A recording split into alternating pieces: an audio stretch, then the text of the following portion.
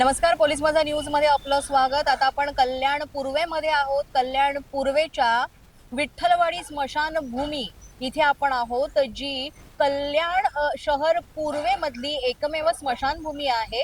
आणि स्मशानभूमीची जागा आपण पाहायला गेलो तर तशी मोठी आहे, मात्र इथे तरीही जशा नागरिकांना सोयी सुविधा दिल्या पाहिजेत महापालिकेने, त्या इथे आपल्याला पाहायला मिळत नाहीत।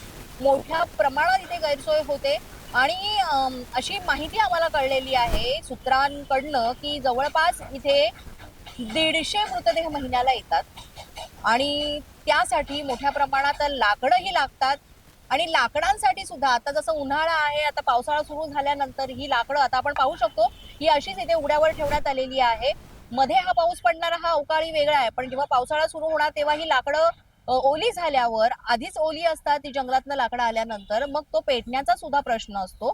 खूप खूप इथे समस्या आहेत, कारण जसं म्हणतो आपल्याला की आपल्याला जिवंतपणी ज्या मरण यातना सहन कराव्या लागतात त्या तर आहेतच, ते आपले भोग असतात। मात्र मरणानंतर सुद्धा ज्या मरण यातना इथे मृतदेहाला आणि त्यांच्या घरच्यांना, नातेवाईकांना सहन कराव्या लागतात त्या खूप मोठ्या आहेत। आणि या कल्याण शहरामध्ये अशी घटना व्हायला पाहिजे किंवा अशा प्रकारच्या घटना घडायला पाहिजेत, हे खरंच आपलं दुर्दैव आहे।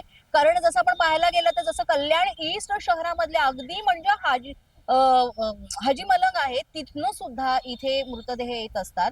आणि जसं आपण पाहतो इथे की विद्युत वाहिनी आहे इथे, इलेक्ट्रिक हे, पण त्याच्यासाठी सुद्धा जनजागृती करणं फार गरजेचं आहे। तिथे ही सेवा जी आहे ही महापालिकेतर्फे विनामूल्य आहे, मात्र त्याचा सुद्धा वापर केला जात नाही किंवा त्यासाठी सुद्धा जनजागृती करणं फार गरजेचं आहे। तर तसंही काही होत नाही आणि आपण पाहू शकतो या लाकडांसाठीची जागा किंवा मग एकूणच जसं मृतदेह आणि त्यांच्या सोबत कोणी आले इथे अंत्यविधीसाठी, तर त्यासाठी सुद्धा ही जागा कशा पद्धतीनं त्याला कुठल्याही प्रकारच्या सुविधा आपल्याला व्यवस्थित दिसत नाहीत।